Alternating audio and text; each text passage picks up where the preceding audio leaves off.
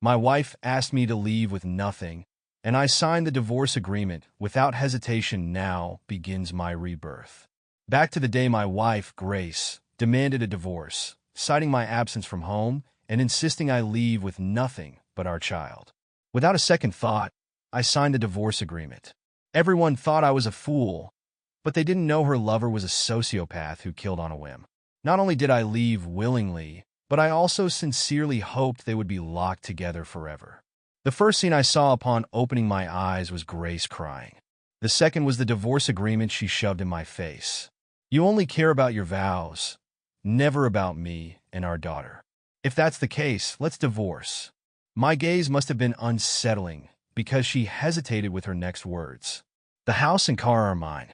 You have money. Our daughter will have a better future with you. Mom, don't you want me? Little Emma stood at the door, shocked. Seeing my daughter, I felt a rush of reality. Grace hesitated for a moment, then turned away. You'll have a better future with your dad. Her calculation was flawless.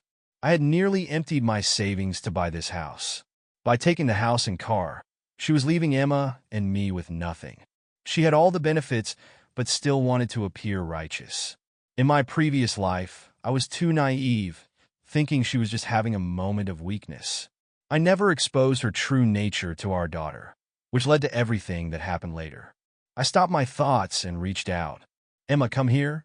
Emma, with tears in her eyes, walked slowly to my side. I held her hand and gently asked, Emma, you're 8 years old now, a sensible little adult.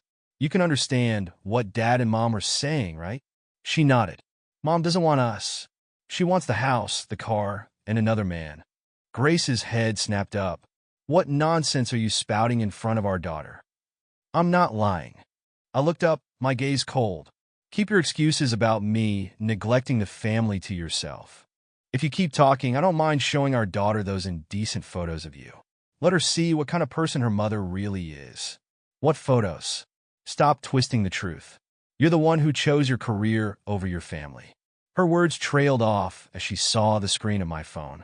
I raised an eyebrow, watching her face turn red but not daring to say another word. I had been a lawyer for 10 years. If I wanted to investigate, there was no way I couldn't find out. In my previous life, I felt guilty for neglecting her due to my career. She was Emma's mother, so I never tore our relationship apart. But some people don't appreciate kindness and will challenge your limits. I looked down at my pale-faced daughter in my arms. Emma was 8, not 8 months old. She could understand the sarcasm. I sighed. It wasn't that I was heartless now, but if I wasn't ruthless now, someone else would be 1,000 times more ruthless later. When it's time to cut ties, you must. It's okay. Daddy will always love you. You'll stay with Daddy, and we'll start a new life? Okay. Emma suddenly looked up, stubbornly staring at Grace. Mom, you don't work, you don't take care of me, and you're always dressed up. Are you going out to see that man? Grace's face turned from red to black, then green. She was about to retort, but hesitated, seeing the screen in my hand. She finally nodded reluctantly. Emma's tears fell, and she shrank into my arms. Daddy, let's go. Mom doesn't want us, and we don't want her. After sending Emma to her room, I signed the divorce agreement without a word, ignoring Grace's hateful glare. You knew all along, and you let me act like a fool in front of you. Did you enjoy it? This was her logic. She could cheat, divorce, and abandon her husband and child, but I couldn't make her look bad. In the past, I accepted this logic, leading to the ultimate separation from my loved ones. I didn't want to experience that heart-wrenching pain again. At this moment, Grace didn't know her lover was indeed a rare sociopath. I couldn't help but laugh. I wish you and Ethan eternal happiness, never to be separated. I moved to my old house with Emma. Though the house was old, it was warm. After settling in, I took a long leave from the law firm. In my previous life, Ethan easily got close to Emma because he was her teacher. I didn't tell Emma the truth, and he took advantage of the situation, leading her to witness her mother's affair. This caused Emma to lose her mind. After Emma's accident, I tortured Ethan in the wilderness until he revealed the truth. I avenged my daughter, but was sentenced to death. In this new life, I didn't want to leave any hidden dangers. Emma had to go to school, so I had to get Ethan out of there.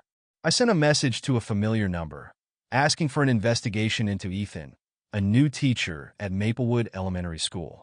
The person on the other end accepted the job. This person was someone I met in prison. After I turned myself in, my actions caused a huge controversy. Some thought I was justified in avenging my daughter, while others thought I was breaking the law.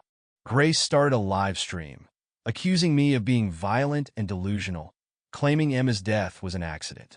This delayed my sentencing, and I spent a long time in prison. In prison, a newcomer was constantly beaten. I watched coldly, not wanting to help, but he approached me. Help me survive, and when I get out, I'll make sure your ex-wife and that scumbag are publicly shamed. I raised an eyebrow. I can't even save myself. How can I save you? They're all afraid of you. Here, only those with blood on their hands are feared. I laughed. I've already avenged my daughter. I'm about to die. Do you think I care if they're afraid of me? He was silent for a while.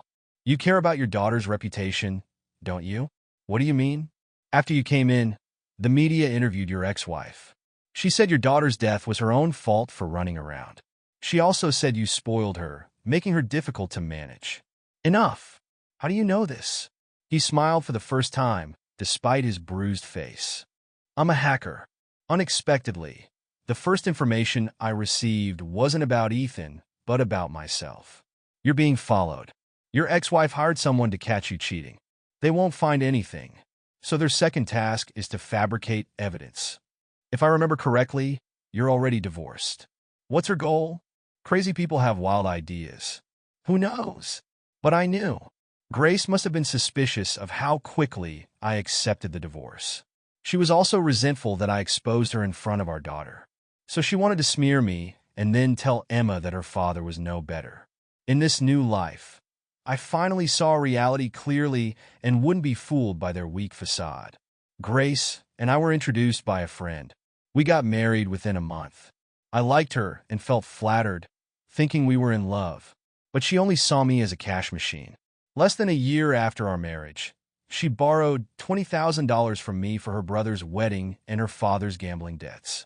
I worked overtime to fill the financial hole she created. At the time, she was still somewhat gentle, so I didn't mind. I thought her family was just struggling, and I wanted to help.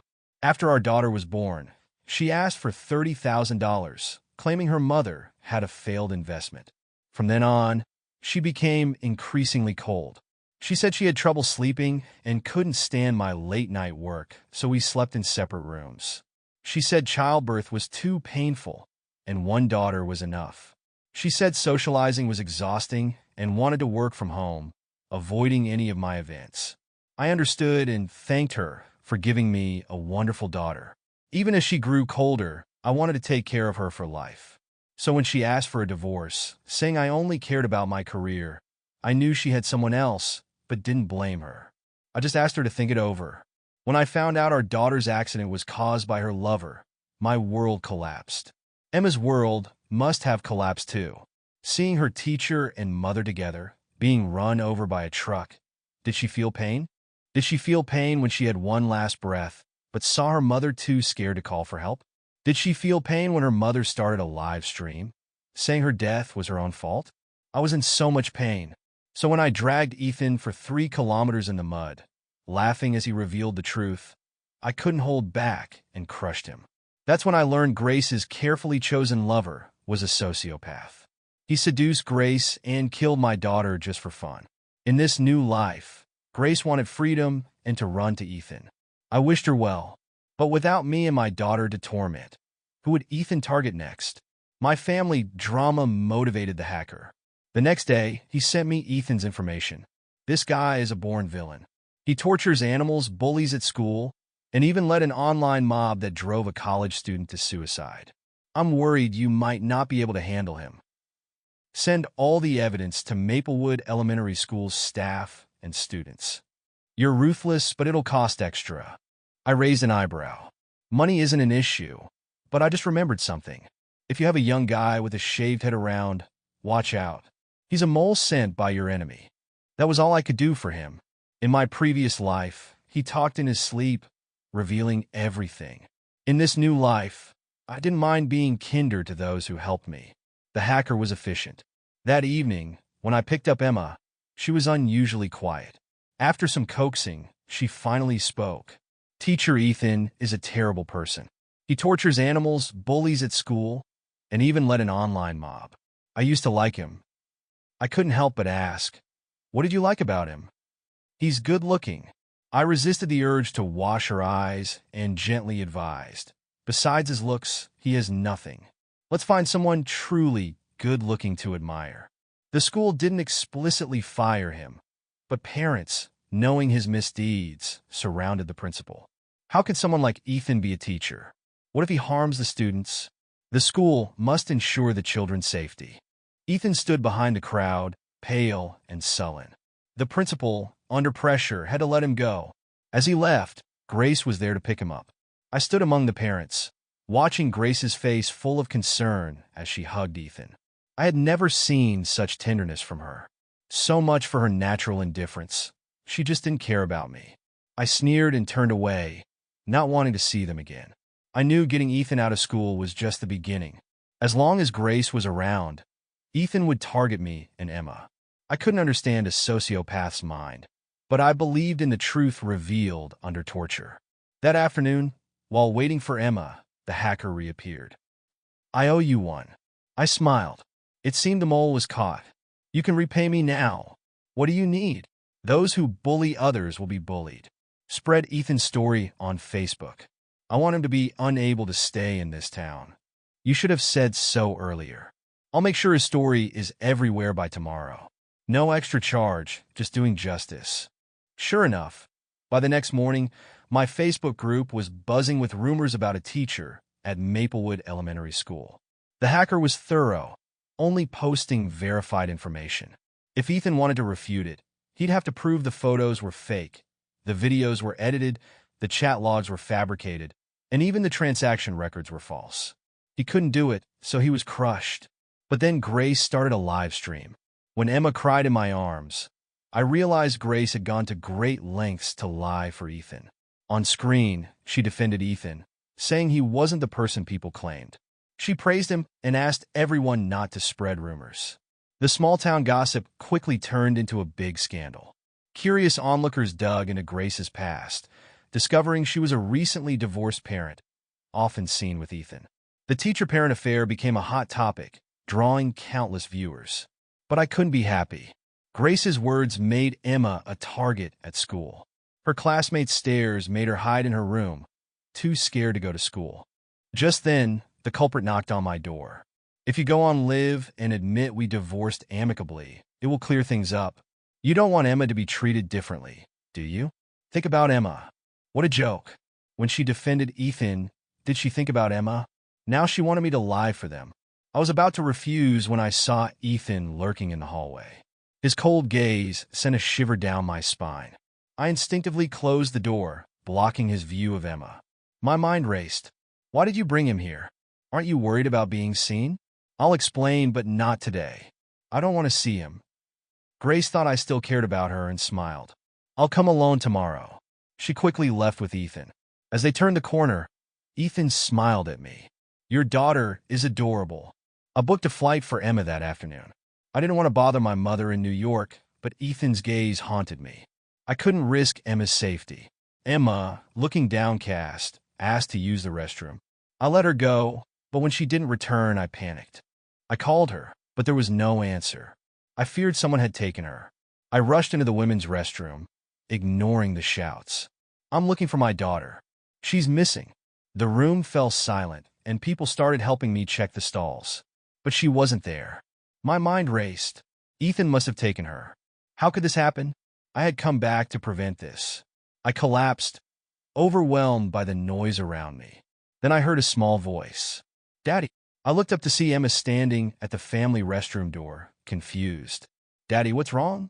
I ran to her, hugging her tightly.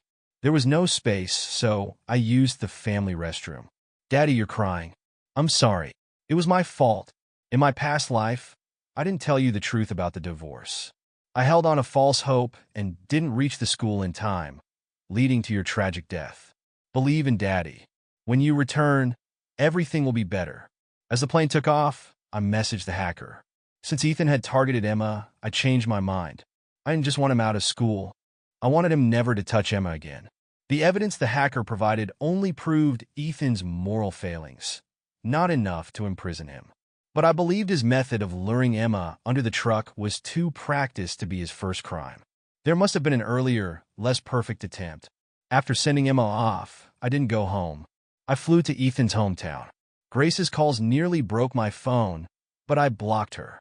In prison, I had read many books on criminal psychology. I often wondered what kind of family produced someone like Ethan.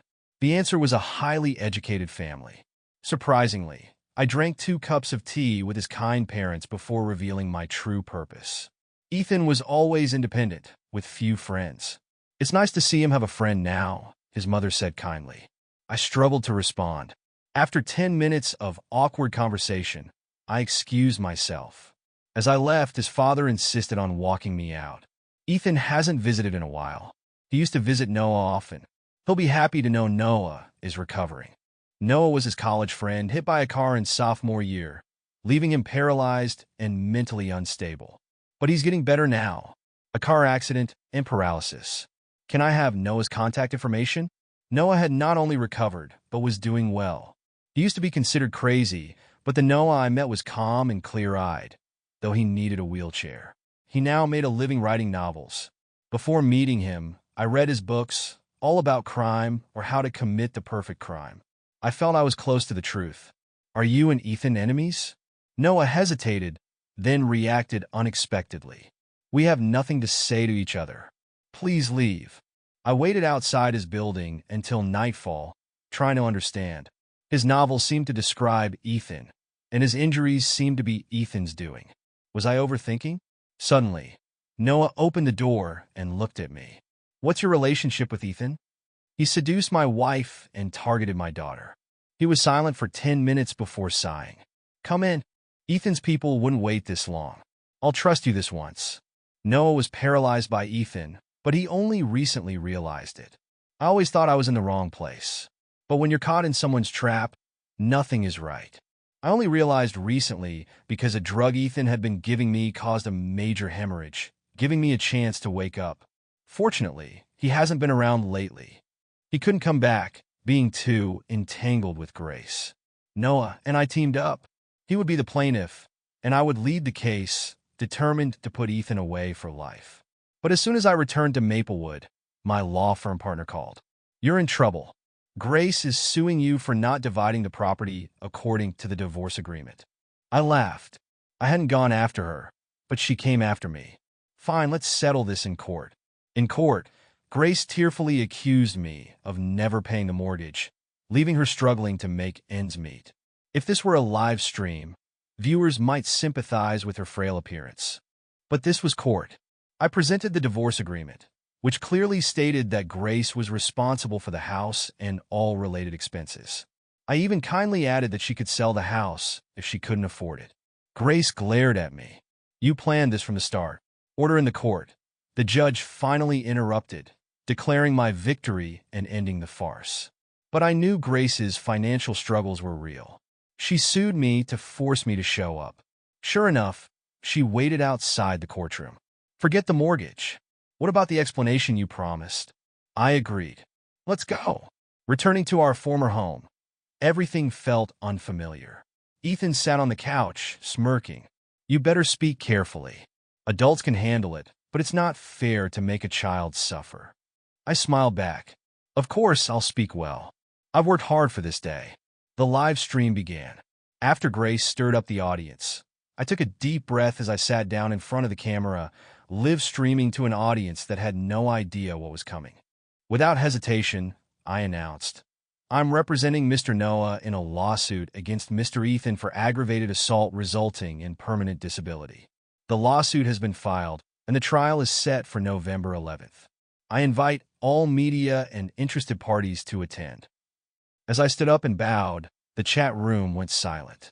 It took a moment before the comments started pouring in. Did I just hear what I think I heard? Is he here to explain or to drop a bombshell? Betting a pound of fries that Ethan's guilty as hell. Suddenly, the screen went black. Grace, with a scowl on her face, had pulled the plug.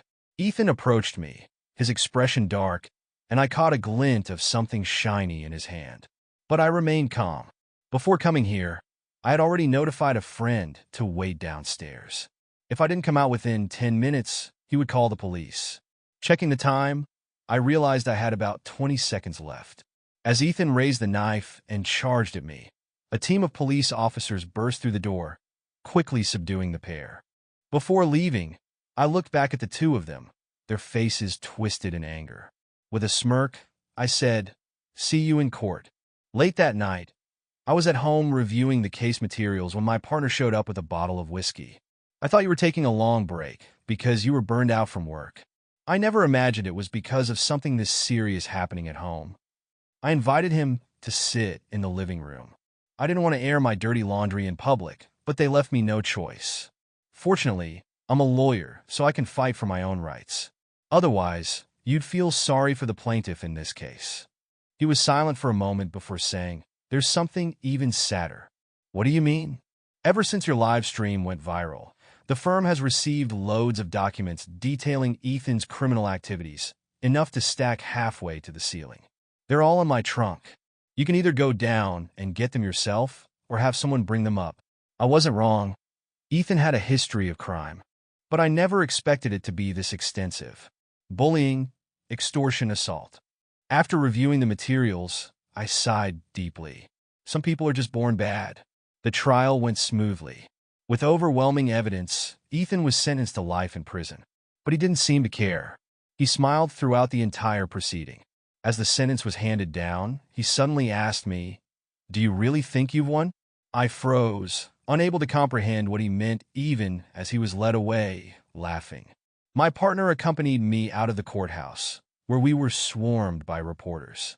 "Is it true that you pursued Ethan's crimes out of love for Grace? You love your wife so much. Will you two get back together?" I looked past the microphones at the massive news banner overhead. "Vengeful lawyer takes down rival for love." I was completely stunned, not by the reporters' imaginations, but because I realized Grace was nowhere to be seen. I quickly called my mom to check on Emma's safety. Something wasn't right. Grace hadn't gone to New York, nor had she shown up in court. I immediately called the police. Grace was dead, overdosed on sleeping pills. She died peacefully, and all the evidence pointed to suicide. But I knew better. I just couldn't understand the look Ethan gave me before he was taken away. Did he think Grace's death would devastate me? "Of course," my partner said, handing me a beer. "After all, the rumor is you were madly in love with Grace, which is why you were so determined to uncover the truth." I sighed, slightly exasperated. Who would have thought a psychopath could be so caught up in love? Can't I just want justice for the people he hurt? No matter what, Ethan will never be part of my life again. As the sun rose, I sat there with a beer in hand, surrounded by friends. A plane flew overhead, and I smiled for the first time in a long while. It was all over. When Emma gets back, I'll take her on a vacation. We both need a break. My partner playfully punched my shoulder. "What are you thinking about?" "The firm's waiting for you to come back and get to work." "No more slacking, young man.